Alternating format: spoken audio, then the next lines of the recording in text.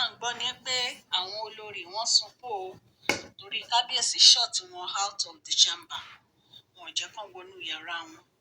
Wọ́n ní kábíyèsí ni ó ti rẹ àwọn kí gbogbo oníkálukú kó gba yàrá wọn lọ. Ẹ̀yin èèyàn lé tó bá jẹ́ ìgbà àkọ́kọ́ tẹ̀ ń darapọ̀ mọ́ channel mi èmi Máṣọlá, mò ń kí yín káàbọ̀ sí Máṣọlá Gist TV. Ṣé dáadáa lẹ dé? Ṣé àlàáfíà ni ẹ wà? Ẹ̀yin tẹ́ bá ti subscribe ẹ lọ subscribe o. Kò bá nǹkan kan dé, ọ̀fẹ́ ni. Ẹ subscribe so that tá bá ti post any gist ẹ máa rí. Mo máa ń sọ̀rọ̀ nípa celebrity gist and royal gist. Mo dẹ̀ máa ń sọ̀rọ̀ nípa ìrírí ayé, nípa politics àti gbogbo nǹkan tó ń lọ ní ìlú wa Nàìjíríà, ní orílẹ̀-èdè Nàìjíríà. Ẹ̀yin èèyàn lé wọ́n ní bí kábíyèsí ṣe parí birthday o, wọ́n nínú àwọn olórí tí ń dùn o wípé ilé alẹ́ yìí ṣe parí birthday o, wọ́n nínú àwọn olórí tí ń dùn o wípé ilé alẹ́ yìí máa yàtọ̀ o. Ìdájí ò ní ṣe é kó wípé káwọn jọ máa jó lọ pẹ̀lú kábíyèsí ni o. Wọ́n ní ṣe ni kábíyèsí mú yàrá wọn náà ti pa o, náà sọ̀rọ̀ lórí fóònù pẹ̀lú our beautiful Queen Naomi. Wọ́n ní kábíyèsí, wọ́n ní wọn ò ráyè tí àwọn olórí, wọ́n ní báwọn olórí ṣe bẹ̀rẹ̀ sí sunkún nìyẹn o. Ẹ jẹ́ ká jọ gbọ́ gist tèmi tán. Báwo ni wọ́n ṣe mọ̀ pé Queen Naomi ni wọ́n ń bá sọ̀rọ̀? Wọ́n ní àwọn servant wọn tó wá serve kábíyèsí, àwọn náà lọ sọ fún àwọn ìyàwó yìí pé Queen Naomi ni kábíyèsí ń bá sọ̀rọ̀. Àwọn servant yẹn kò yẹ kí kábíyèsí fáyà gbogbo wọn. Àwọn olófòfò àmẹ̀bọ̀. Wọ́n ní kábíyèsí ní àwọn fẹ́ spend time pẹ̀lú Tadenikawo nígbà tí Queen Naomi ò ti wá sí palace o.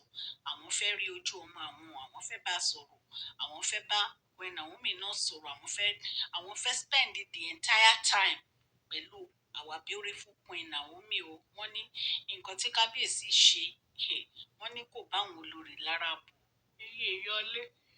Nǹkan tí ò yé mi pẹ̀lú àwọn olórí ni pé tó bá dẹ̀ ń lanu tó bá ń sọ̀rọ̀ wọ́n máa ní Queen Naomi ò love kábíyèsí, kò fẹ́ kábíyèsí. Báwo lẹ ṣe máa sọ̀rọ̀ rádaràda báyìí? Wípé Queen Naomi ò love kábíyèsí, kò fẹ́ kábíyèsí. Ṣé èèyàn máa ń bí ọmọ fún ọkùnrin tó yẹ pé kì í ṣe pé bóyá ó ti lọ fẹ́ ọkọ mi? Ẹ máa ní kò love kábíyèsí, kò fẹ́ kábíyèsí.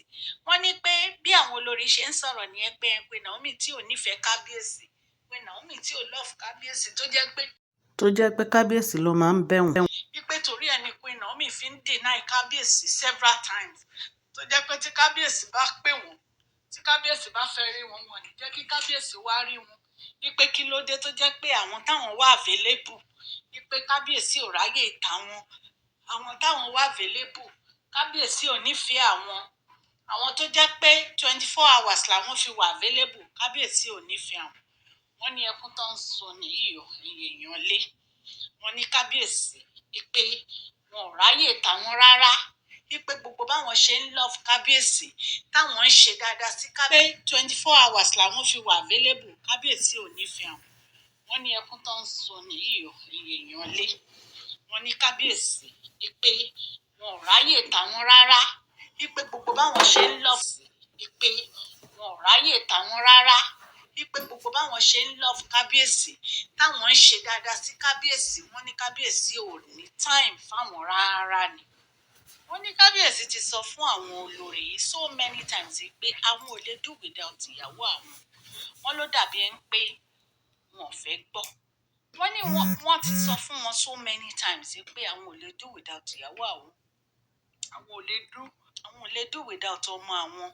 Wípé but every time ni ọ̀rọ̀ yìí máa ń le fún àwọn olórí láti understand. Wọn ò believe pé ó possible fún yàn láti ní true love. Nítorí pé kábíyèsí fẹ́ àwọn. Wípé bóyá kábíyèsí ò ní heart tó jẹ́ pé ó special fún obìnrin mọ́. Nítorí nǹkan tó lè fi mú kábíyèsí fẹ́ àwọn 6, àwọn 5 sínú palace, definitely kábíyèsí ò mọ nǹkan tó ń jẹ́ true love. Bóyá nítorí ẹ̀ náà fi ń behave bó ṣe ń behave. But kábíyèsí ní Queen Naomi nìkan lóbìnrin táwọn love. Wípé àwọn yòókù táwọn fẹ́ ìyàwó palace ni wọn. Ó dẹ̀ ń difficult fún àwọn olórí yìí láti understand irú emotion attach tó wà láàrin Queen Naomi àti Kabiyesi wọn ò lè understand torí there was a time tí wọ́n ní Ashley sẹ́ pé òun ò tí ì rí irú ìfẹ́ báyìí rí wípé so many times ni Queen Naomi ti reject Kabiyesi pé Kabiyesi máa ma wá Queen Naomi kiri Kabiyesi máa ma wá Queen Naomi kiri pé ṣe ni Kabiyesi ṣe bígbà tí wọn ò rí obìnrin rí ẹ̀yin èèyàn lé nǹkan tí a gbọ́ nìyẹn tán ní Ashley sọ allegedly but think of it ṣé ẹ rẹ̀ pé ìfẹ́ òtítọ́ ṣé ẹ rẹ̀ kó ṣe é break ẹ̀ lóòótọ́ Kábíyèsí lè máa fẹ́ yín but ìyẹn ò míì pé wọn ò love ẹ̀ tán love náà ìyẹn ò míì pé wọn ò ní feelings fún ẹ̀ tán ní feelings fún ó hard láti sọ but it's true òótọ́ ọ̀rọ̀ ó máa ń korò ẹ dẹ̀ mọ̀ pé tí ọkùnrin bá love obìnrin kò sí nǹkan tẹ́ lè ṣe láyé ẹ lè break love yẹn ẹ lè break ẹ àfi tó bá jẹ́ pé ọkùnrin ò love obìnrin yẹn ṣùgbọ́n tí ọkùnrin bá love obìnrin ó máa difficult o wọ́n ní Kábíyèsí ti sọ fún wọn àwọn ò love wọn àwọn kàn fẹ́ wọn ní fún palace why can't you just leave this man alone let him enjoy himself ọjọ́ wo lẹ rí kí Dr. Elizabeth máa bá yín rojọ́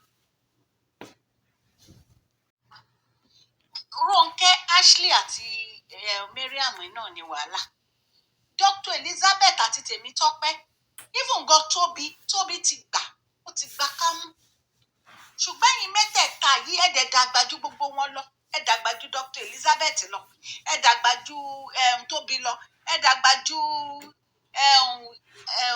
Queen Naomi lọ still yet ẹ máa ṣe bí bébì honestly because ó wà hard láti sọ it's very very hard you said you are matured but you behave like a baby Kábíyèsí ti sọ ọ́ láwọn ò nífẹ̀ẹ́ yín ẹ jókòó sí ibi tí Kábíyèsí bá fẹ́ ìfiyín sí tí Kábíyèsí bá fẹ́ rí yín Kábíyèsí á ránṣẹ́ sí yín ẹ ní láti máa tójú bọ ibi tí Kábíyèsí bá wà kiri ẹni tó bá wù ní Kábíyèsí lè bá sọ̀rọ̀ is a king is a free man so àwọn servant tó dẹ̀ ń gbéborùn kiri ó yẹ kí Kábíyèsí fáyà gbogbo wọn ni because nǹkan tó rán wọn wá sí palace láti ṣe kọ́ nìyẹn ṣe mọ̀ pé bẹ́ẹ̀ náà la gbé pé wọ́n fáyà àwọn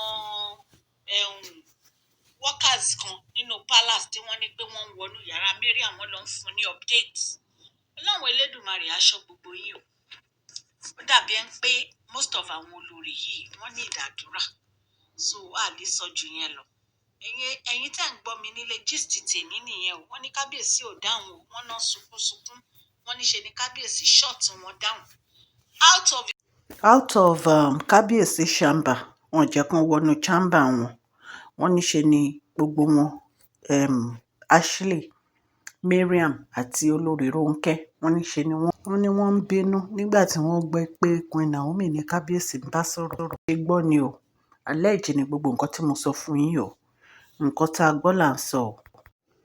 tá a bá tún gbọ́ update a máa mú wá fún yín gbogbo etí tó ń gbọ́ mi òkè lọ́wọ́ yín á máa lọ ní agbára Ọlọ́run please share this video like and subscribe God bless you all.